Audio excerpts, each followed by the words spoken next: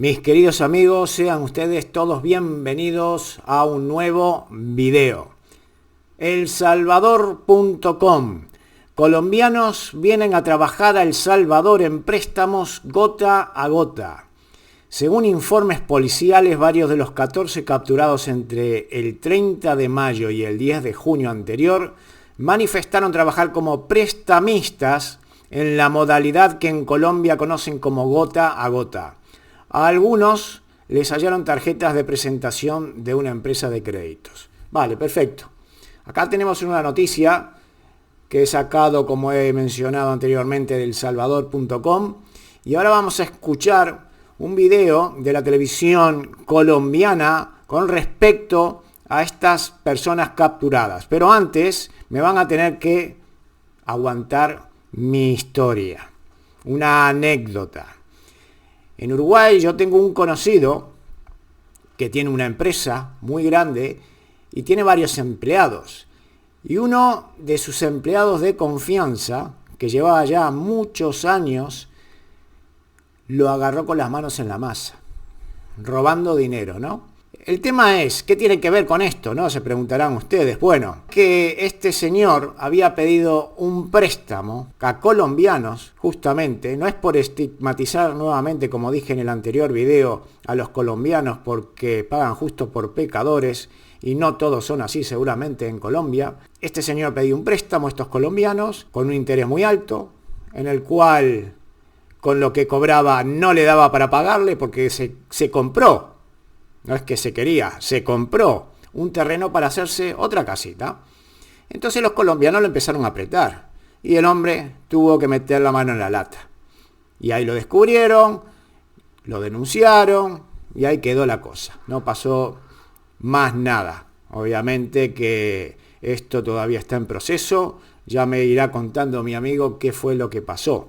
¿Y por qué vamos a esto en particular? Que lo veo como una noticia normalita quizás para muchos, pero que en El Salvador, que se den cuenta que la gente ahí no andan con vueltas. Y claro, el que vivió ahí vivió todos esos años de extorsiones, de robos, asesinatos. Le vienen con esto, aparece ahí unos colombianos que dan préstamos a unos intereses elevados, y si no pagas, sucede lo que sucede. Yo puedo entender la desesperación de todos estos chicos jóvenes que con promesas de trabajo, estas mafias que son los que están arriba, ¿no? Los mandan a diferentes países para obviamente hacer lavado de dinero de todo el tema del narcotráfico. Y usan a estos lacayos del mal para expandir sus tentáculos en países como El Salvador, que trata de salir adelante y de cualquier manera le siguen entrando estas mafias, porque son mafias. Y estos niños caen, sí, caen porque quizás no tengan otras oportunidades, pero hay que entender que uno puede elegir. Y a veces hay situaciones en las cuales no se puede elegir, porque el entorno en el cual se vive te lleva a la desesperación de elegir el mal camino. Por eso es tan importante la familia, ¿no? Estas familias desestructuradas que tienen a sus hijos ahí tirados al abandono, que no los pueden controlar y termina donde termina. Y después, claro, las pobres madres, los pobres padres salen a protestar porque los meten en la cárcel. En El Salvador no andan con vueltas. Si usted va a dedicarse a hacer cosas que no debe, no vaya a El Salvador, quizás en otro país no pase nada, pero El Salvador ahora mismo no es sitio para la mafia, ni para delincuentes, de cualquier tipo, da igual. Bien, vamos a escuchar a esta gente, a estos colombianos. La organización Socorro Jurídico Humanitario ha recibido una serie de denuncias sobre la presunta irregularidad en el procedimiento con algunos colombianos que se encuentran en este momento detenidos en El Salvador. Vamos a saludar en este momento a la directora de esa ONG, a Ingrid Escobar. Ingrid, gracias por estar en Caracol Ahora. Buenos días. Muchas gracias a ustedes por el espacio. Un saludo a todos sus seguidores. ¿Cuál es el estado exacto en el que se encuentran estos colombianos?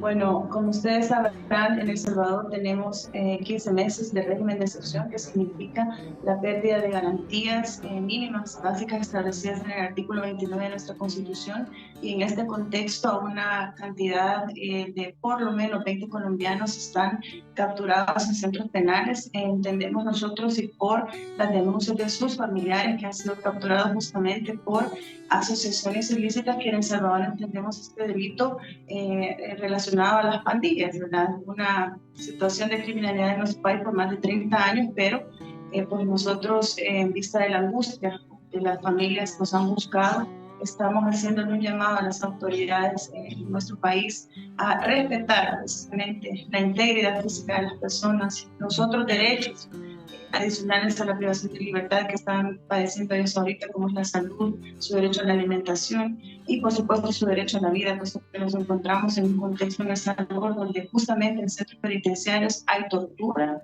crímenes de lesa humanidad.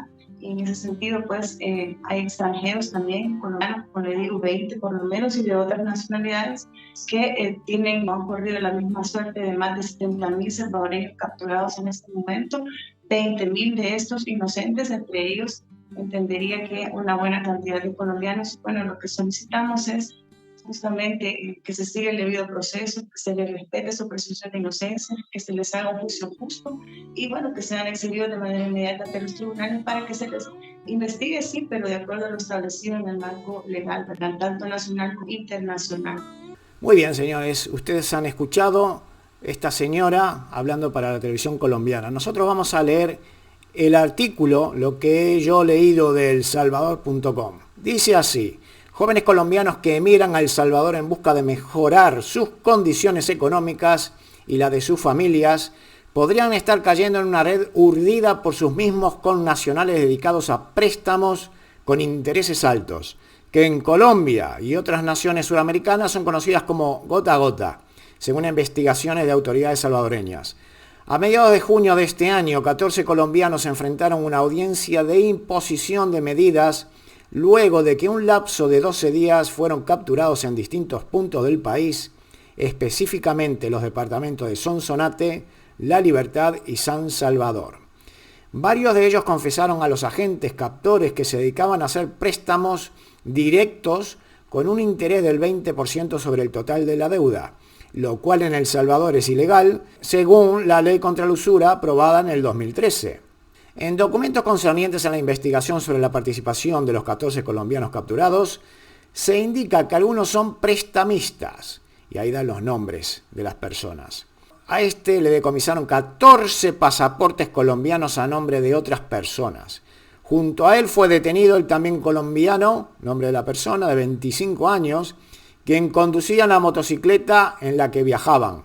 Según los policías, el propietario de la motocicleta es un miembro de la Mara Salvatrucha que guarda prisión. En los documentos fiscales, los 14 colombianos, incluyendo Suárez y Viñasco, son señalados de pertenecer a la pandilla 18 sureña. El 31 de mayo fue detenido frente a las instalaciones del ex Zoológico Nacional en el barrio Modelo, nombre de la persona, de 20 años.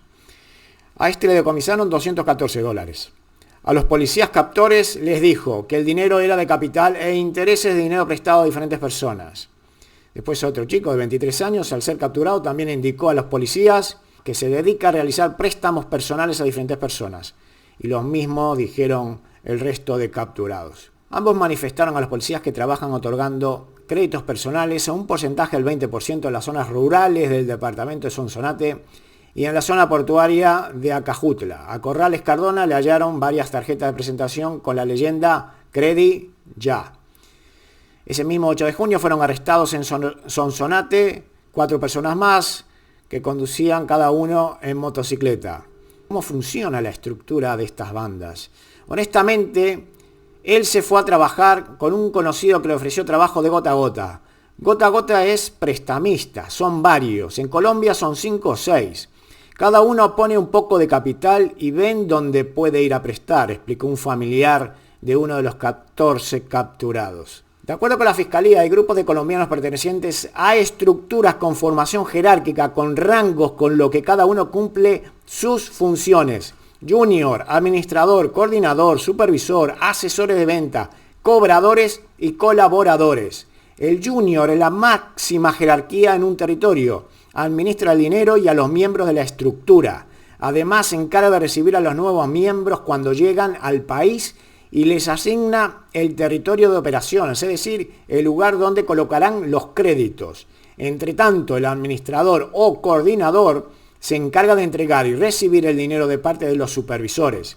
Además, se encarga de la logística, incluyendo comprar cuentas bancarias de terceras personas, administrar y monitorear sitios web y redes sociales. El supervisor es quien está pendiente de la gente que tiene en el territorio a su cargo, que generalmente puede ser 5 o 10. Este recibe el dinero que recolectan los cobradores o asesores de venta. Estos últimos colocan el dinero en préstamos pequeños en el mercado informal y también se encarga de la recolección de las cuotas diarias. Por último están los colaboradores. Estos son quienes hacen la publicidad generalmente de boca a boca, es decir, recomendando posibles clientes a posibles sectores del comercio informal donde pueden colocar créditos.